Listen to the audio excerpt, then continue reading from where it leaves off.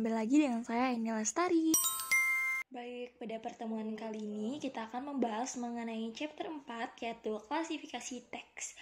Nah, pada chapter 4 ini sama seperti biasa kita akan menjelaskan teori terlebih dahulu dan selanjutnya kita akan melakukan praktikum dari bagian chapter 4 ini.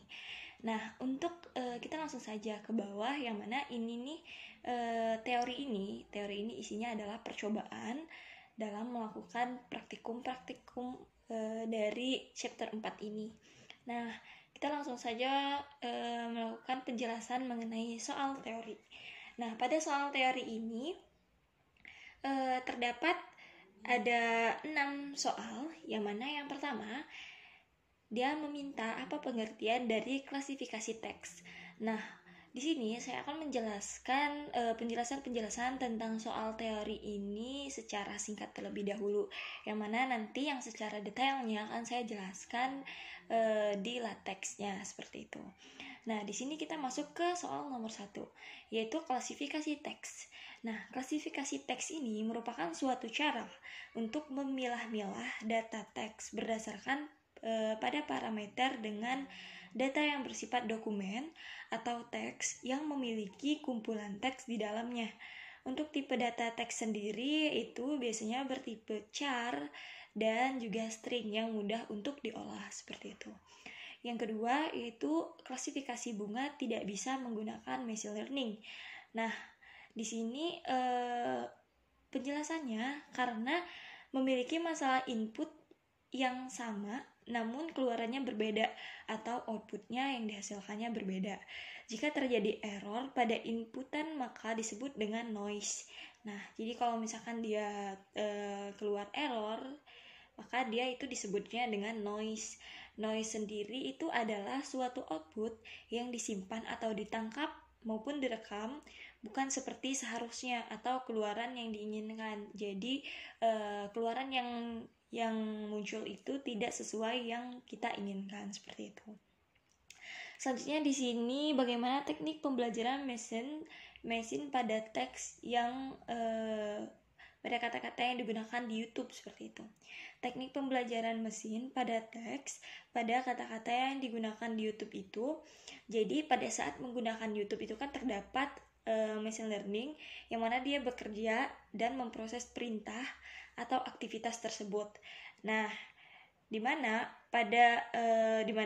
dia akan memfilter secara otomatis video yang sesuai dengan keyword yang kita masukkan sehingga dia memberikan keluaran video dengan keyword yang benar.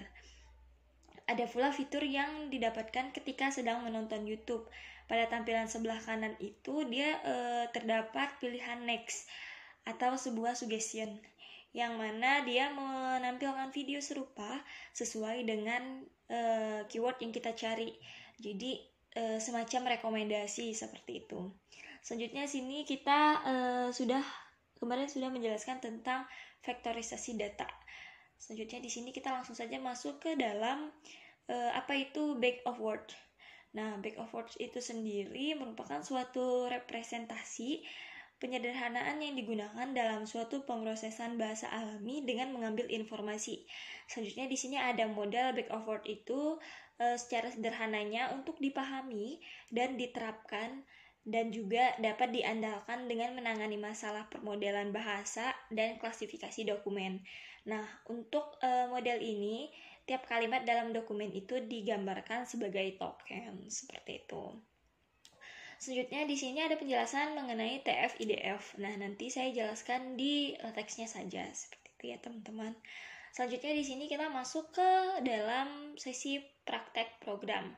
Nah, seperti biasa seperti di chapter-chapter sebelumnya kita ada yang namanya praktek program, yang mana kita disuruh untuk mempraktekkan secara langsung atau secara live program-program yang akan dijalankan seperti itu. Untuk langkah pertama atau perintah yang pertama ini kita disuruh membuat aplikasi sederhana menggunakan Pandas, yang mana dia meminta dibuatkan terlebih dahulu data dummy-nya dengan format CSV dengan barisnya yaitu 500, yang mana nanti akan di-load ke data frame Pandas seperti itu ya. Jadi kita langsung saja masuk ke dalam Mokaro. Nah, Mokaro ini merupakan tempat di mana kita bisa mengambil atau menambahkan data dummy-nya. Di sini saya menggunakan Mokaro. Teman-teman bisa menggunakan apa saja, dia ada pilihan lainnya, bisa dicari aja. Nah, di sini saya menggunakan Mokaro saja. Yang mana dalam Mokaro ini dia terdapat input and file name-nya apa, nanti disesuaikan dengan apa yang kita inputkan di sini. Lalu tipenya apa, lalu nanti di sini ada option ini bisa diisi bisa enggak. Kalau misalkan kalian tidak mau mengisi, ya udah tidak dipermasalahkan, seperti dia tetap bisa menginputkan hasilnya nanti. Nah, di sini saya memasukkan number ini yang mana tipe datanya yaitu row number. Di sini teman-teman bisa disesuaikan saja tipe datanya mau apa nih, ada banyak nih. Kalau misalkan kalian judul dari si aplikasinya yaitu per hewan-hewanan seperti itu, jadi kalian memilih ini nih, animal, seperti itu ya teman-teman. Selanjutnya di sini saya masukkan first name, yaitu tipe datanya first name, lalu last name-nya tipe datanya last name, terus kalau email tipe datanya yaitu email address, lalu kalau gender dia tipe datanya gender, lalu kalau alamat dia city, seperti itu. Nah, untuk teman-teman kita tadi diminta untuk menampilkan rows-nya sebanyak 500. Nah, 500 saja. Di sini terserah. Kalau misalkan kalian pengennya 1000 bisa, pengen 400 bisa, 600 bisa, seperti itu. Terserah ya, teman-teman.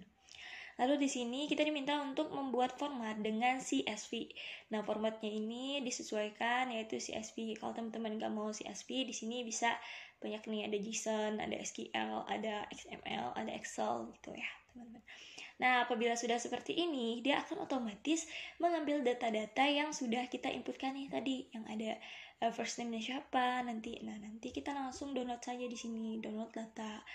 Ketika kita sudah mendownload, maka dia akan masuk ke dalam di sini, di download ini pastinya. Nah, nanti teman-teman pindahkanlah di folder yang sama dengan folder yang ada chapter 4-nya sama si datasetnya. Ini classifier master ini adalah datasetnya, seperti itu.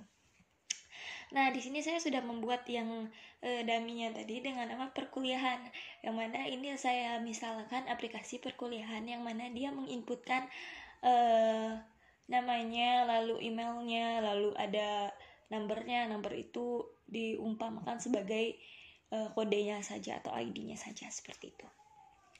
Oke, langkah selanjutnya di sini kita langsung saja masuk ke dalam si namanya spider. Nah, di dalam spider ini sudah saya inputkan beberapa langkah atau di setiap soalnya untuk melakukan praktikum pada chapter 4 ini. Nah, kita akan langsung masuk ke dalam soal nomor 1. Untuk soalnya sendiri di sini sudah ada ya teman-teman, sudah saya copy dari si bagian ini. Ini sudah ada nih ya, jadi kita tidak perlu lagi membaca-baca yang dari sini. Oke, kita masuk ke dalam soal nomor 1, yaitu membaca data file.txt.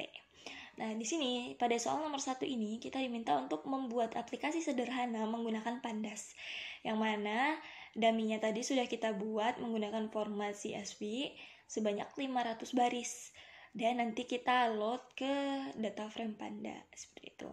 Nah, untuk langkah pertama, teman-teman perlu diimport terlebih dahulu si Pandasnya, yang mana si Pandas ini diinisialisasi menjadi PD. Nah, selanjutnya di sini ada data. Data ini yaitu variabelnya, yang mana dia nantinya memanggil si data dummy yang sudah kita buat tadi, yaitu data dummy-nya saya buat namanya perkuliahan di sini. Nah, di sini jangan lupa terlebih dahulu teman-teman di konsolnya ini disesuaikan dengan tempat dari penyimpanan si ini yang tadi, si filenya tadi teman-teman ya. Jadi di sini saya di sini. Nah, kita cukup masuk di 4 ini saja. Oke. Nah, di sini kita lihat sudah masuk belum? Nah, sudah masuk ya teman-teman. Jadi diisi cerdasan buatan, lalu folder 4 ini ada classifier master, lalu ada chapter 4 dan perkuliahan yang baru saya buat dengan data dummy tadi ya. Nah, di sini kita coba terlebih dahulu untuk menjalankan si bagian sel ini. Kita langsung saja run cell. Nah, ini merupakan output yang ditampilkan dari soal nomor 1, yang mana dia yang pertama tadi kita import terlebih dahulu, dia sudah bisa. Lalu yang kedua dia menampilkan data yang perkuliahan.csp. Nah, ini yang keluar ini merupakan data dari si perkuliahan CSP-nya nih. Yang mana di sini ada bagian atas. Atas ini yaitu dia untuk melihat 5 baris pertama. Artinya yaitu ini kan data head, dia memanggil data head atau 5 baris teratas seperti itu. Selanjutnya di sini ada data shape. Data shape ini dia untuk melihat berapa banyak baris data itu dan berapa banyak kolomnya seperti itu. Nah, yang pertama ini kan hasilnya dari si data atas. Nah, data atasnya yaitu 5 data atas. 1, 2, 3 dan 4, 5 seperti itu. Selanjutnya di sini ada data shape. Data shape ini adalah menampilkan si 5 rows dan 6 kolom. Selanjutnya di sini ada percobaan yang kedua. Percobaan yang kedua ini yaitu kita disuruh meminta menampilkan dari data frame tersebut dipecah menjadi 2 frame, yaitu 450 row dan yang sisanya itu 50 rows gitu. Selanjutnya di sini untuk langkahnya sendiri di sini ada namanya data training dan data testing. Nah, di sini digunakan untuk membuat 2 buah data frame yang pertama dia ada 450 dan yang kedua ada 50 data seperti itu. Kita langsung saja menjalankan yang ini. Oke, langsung kita coba.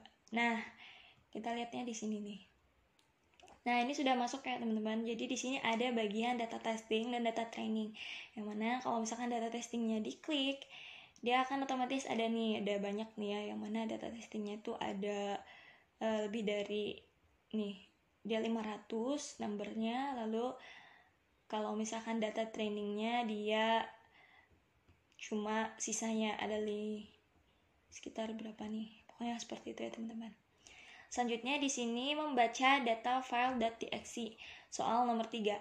Nah, di sini kita diminta untuk mempraktekkan vektorisasi dan klasifikasi data yang mana disesuaikan dengan mood NPM kita.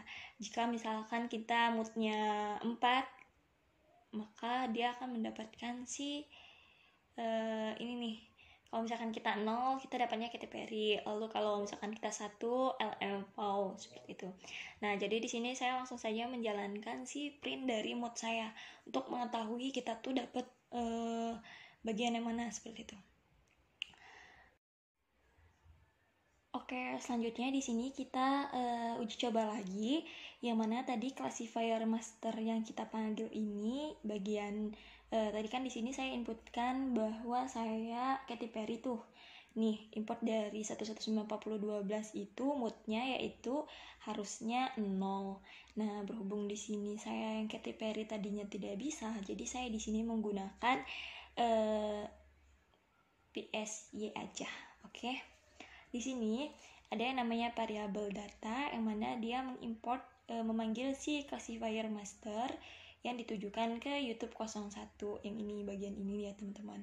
Nah, yang mana kalau misalkan dia spam, dia 1, kalau 1 itu spam, kalau 0 itu no spam, seperti itu ya teman-teman. Kita uji coba langsung. Nah, maka dia akan tampil seperti ini. Kita langsung bisa lihat di variable explorer. Nah, di sini ada no spam dan spam. Ketika kita lihat no spam, maka data no spam itu teridentifikasi. Di sini ada 7, ada 16, 20 seperti itu ya teman-teman, banyak nih. Nah, kalau misalkan yang bagian spam dia ada 1, 2, 3. Nah, di sini tidak ada 7 karena 7-nya masuk ke dalam no spam seperti itu. Selanjutnya kita di sini melakukan di sini ada yang namanya from ini kan, from exclusion. Nah, di sini fungsinya yaitu dia akan menjalankan atau melakukan fungsi back of word dengan cara menghitung semua kata seperti itu. Coba di sini kita jalankan saja perintah ini. Nah, dia akan ada muncul yaitu vectorizer. Vectorizer ini hasilnya nih. Vectorizer ini ada tipenya, ada size-nya, ada value-nya. Nih di bagian ini datanya lengkap ya teman, bisa lihat ke bawah banyak. Selanjutnya di sini kita akan melakukan back of word pada data frame atau melakukan back of word pada data frame di kolom konten seperti itu. Kita lihat di kolom konten tuh ada berapa banyak sih itunya. Nih ya teman-teman, dia muncul. Nah, ini artinya dia bisa membaca si konten ini, sebagian konten. Selanjutnya di sini kita melihat isi vektorisasi. Ini kan vektorisnya nih, kita lihat nih isi vektorisasi itu ada apa aja sih. Nah, di sini isi vektorisasinya, tunggu, nanti data vektorisasinya dengan format ini katanya ada 350 kali 1418 di nanti integer 64 seperti itu. Selanjutnya di sini kita menampilkan isi si kontennya nih, ada 300 katanya, 300 baris pada baris ke 300 maksudnya. Nah, di sini ada keluar nih part follow yang mana dia panjang ke situ sepertinya. Nih, ini data yang keluar dari si kontennya ini. Yang terinput cuma ada ini doang. Sebenarnya ini banyak nih, tapi dia berhubung yang terlihat cuma ini, jadi tidak apa-apa. Yang penting si datanya itu sudah menampilkan bagian si kontennya ini ada 300 baris ke 300, yaitu ini isinya gitu ya teman-teman. Selanjutnya di sini ada langkah untuk mengambil apa saja nama kolom yang tersedia. Dia pengen lihat nih nama kolom apa saja sih yang tersedia di situ. Nah, di sini kita lihat di sini ada nama kolom yang namanya deka list. Nah, ini ada tipenya, ada size-nya, lalu ada value-nya. Sebanyak ini ya teman-teman ya, nih sampai ke lebih dari 600 sih datanya. Nih ya, si deka namanya deka. Selanjutnya di sini kita akan melakukan randomisasi agar hasil sempurna pada klasifikasi. Kita run bagian ini, maka dia muncul si ini.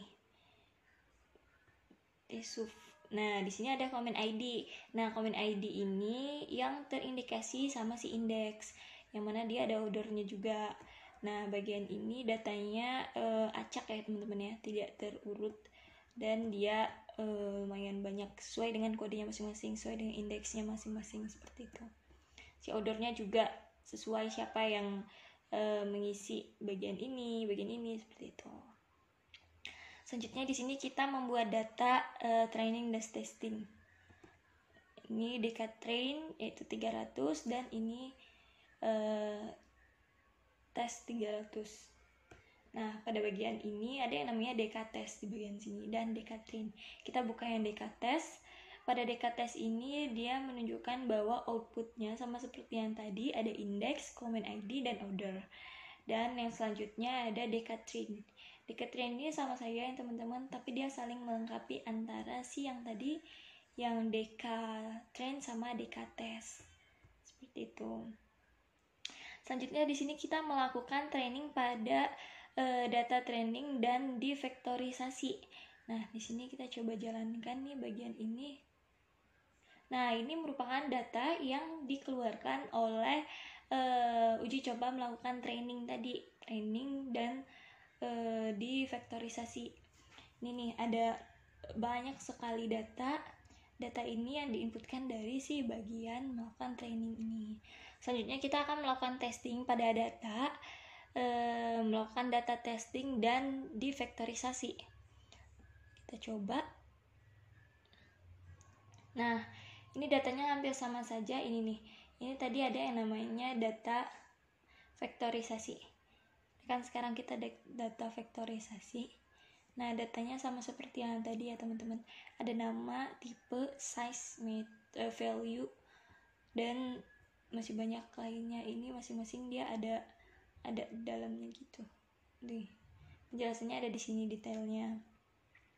Selanjutnya kita masuk di mana akan mengambil label spam dan bukan spam. Nah, di sini kita lihat mana aja nih yang spam dan mana aja yang bukan spam. Kita jalankan perintah ini. Nah, dia memunculkan data yang mana dia melihat ada namanya kelas, name class, yaitu lengthnya 300 dan di type-nya yaitu integer 64. Selanjutnya di sini juga dia ada beberapa data yang bagian di-train dan di-test gitu. Bagian ini nih di atas ini nih, datanya sama saja seperti tadi. Untuk penjelasannya dia melihat di value ini. Selanjutnya di sini kita masuk ke soal nomor 4, yaitu membaca, sama saja seperti tadi, membaca data file.txt. Soal nomor 4 ini kita diminta untuk mencoba klasifikasikan dari data vektorisasi yang ditentukan di nomor sebelumnya dengan klasifikasi SVM. Nah, di sini kita melakukan klasifikasi SVM, yang mana yang pertama kita import terlebih dahulu si library SVM-nya dari sklearn nih. Selanjutnya di sini kita buat variabel slf SVM-nya berisikan metode svc. Selanjutnya di sini ada variabel yang diberikan metode feed nih. Variabel ini diberikan metode feed dengan isian data train, vektorisasi, dan data training label. Nih, dia ada data training label dan data vektorisasi. Kita langsung saja coba jalankan bagian ini. Nah, dia memiliki output 0,94. Kita lihat di sini di bagian ini. Dia tadi masuk klasifikasi. Nih, dia masuk ke sini ya teman-teman. Nih, dia masuk ke klasifikasi ini. Nah, ini merupakan data yang dihasilkan dari klasifikasi SVM. Datanya hampir sama seperti yang tadi, tapi dia mempunyai tujuan dan inputan yang berbeda-beda seperti itu. Selanjutnya di sini kita masuk ke soal nomor 5. Bacalah klasifikasi dari data vektorisasi yang ditentukan dari nomor sebelumnya. Ini hampir sama seperti tadi. Kalau misalkan yang tadi membuat klasifikasi menggunakan SVM, kalau ini dia menggunakan klasifikasi maka menggunakan decision tree.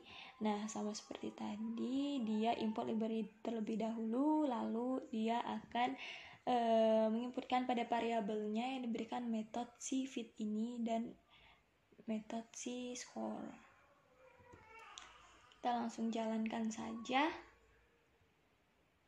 Nah, di sini dia menginputkan 0,92 yang mana dia ini. Dia data vektorisasi decision tree. Ini bagian beri berarti. Nah, ini datanya, data yang dihasilkan. Kalau misalkan kita klik yang bagian ini, dia akan menginputkan yang ini nih, bagian feed. Nah, ini datanya nih, detailsnya ada di sini, teman-teman. Selanjutnya di sini kita masuk ke dalam soal ke-6. Plotlah confusion matrix dari praktek modul ini menggunakan matplotlib. Nah, di sini saya sudah sediakan yang mana langkah pertama ini kita plot confusion matrixnya. Di sini kita import lagi seperti tadi, from sklearn matrix import confusion matrix. Kita importlah si confusion matrix ini dari si sklearn. Selanjutnya di sini kita ada yang namanya dktest_add dan juga CM confusion matrix. CM itu adalah inisialisasi dari confusion matrix. Selanjutnya di sini kita langsung jalankan saja, kita uji coba. Nah, ini merupakan hasil dari si bagian CM atau confusion matrix. Nah, ini kita buka. Nah, yang mana dia terdapat bagian 23, 40 dan 23 ini dari yang spam dan no spam. Kalau 0 dia spam dan kalau 1 dia no spam. Selanjutnya di sini kita masuk ke soal nomor 7, yaitu jalankan program cross validation pada bagian teori bab ini. Cross validation-nya untuk langkah awal sama seperti tadi, kita import terlebih dahulu si cross val score-nya dari si modul sklearn ini. Selanjutnya di sini ada yang namanya variable score. Nah, variable ini dia akan mengambil si listen tree tadi sama train A, train label yang mana speed-nya yaitu 5. Nah, di sini dia akan menginputkan, coba kita langsung jalankan saja. Nah, hasilnya akan jadi seperti ini, yang mana di sini kita lihat bahwa di sini cross validation. Kita cari bagian cross validation. Nah, ini kan hasilnya nih yang dari tadi. Nah, skornya yaitu skor rata-rata bagian ini. Lalu bagian scores itu ini. Coba kita lihat scores. Nah, scores ini dia menghasilkan bagian dari si inputan ini. Misalkan 0,88333 bla bla bla. Nah, dia terdiri dari 0 yang mana ke bawahnya dia 4 seperti itu. Selanjutnya di sini ada score.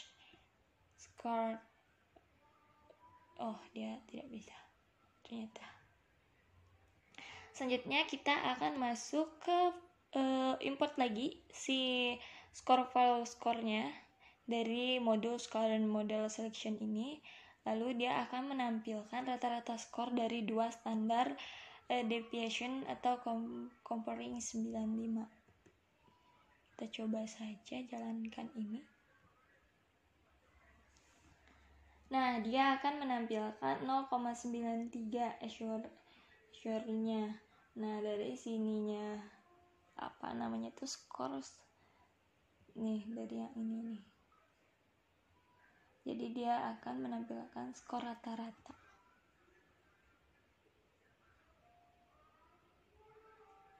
Skor rata-ratanya yaitu 9999 dengan value-nya seperti itu.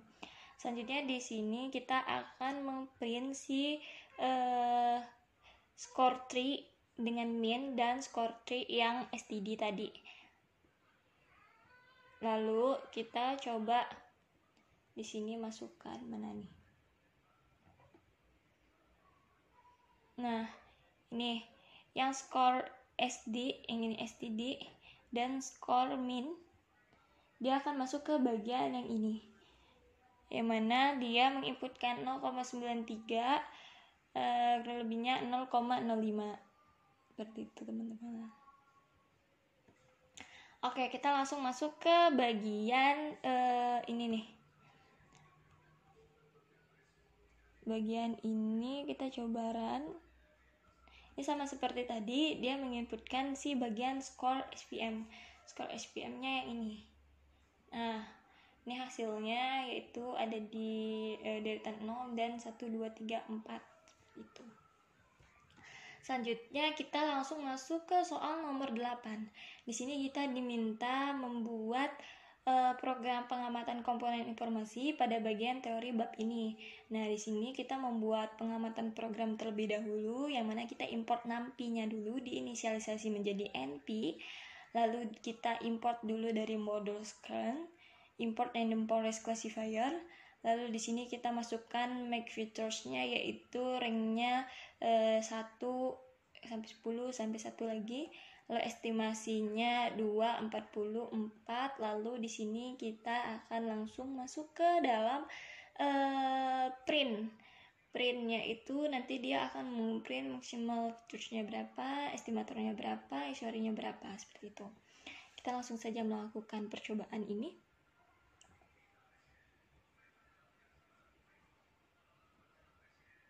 Oke, kita coba. Nah, maka hasil yang akan keluar dia akan ada maksimal features-nya 3, 6 estimatornya disesuaikan dengan, dia akan langsung melooping terus sampai dia habis nih si bagian isuarinya nih. Seperti itu teman-teman. Jadi program pengamatan komponen informasi pada bagian teori ini outputnya seperti ini, seperti itu nih. Ini ya, habis sudah selesai, dia make features-nya 9, lalu 6 estimatornya yaitu 38, isuarinya seperti itu. Jadi dia setiap dia mengeluarkan output dia beda-beda nih, ada yang 34, 30, 26 seperti itu ya teman-teman. Selanjutnya di sini yang terakhir kita import terlebih dahulu si matplotlib-nya, yang mana dia diinisialisasi menjadikan PLT.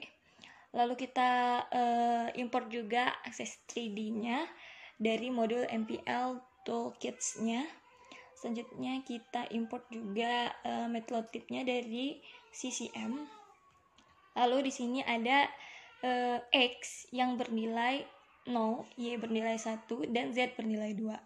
Nah, di sini ada X scatter, X, Y, dan Z. Nah, kita langsung show aja. Ini berupa gambar nih kalau show biasanya. Oh, sebentar. Ada error di bagian ini. Kita masuk ke plot dulu. Katanya di bagian if versi 15.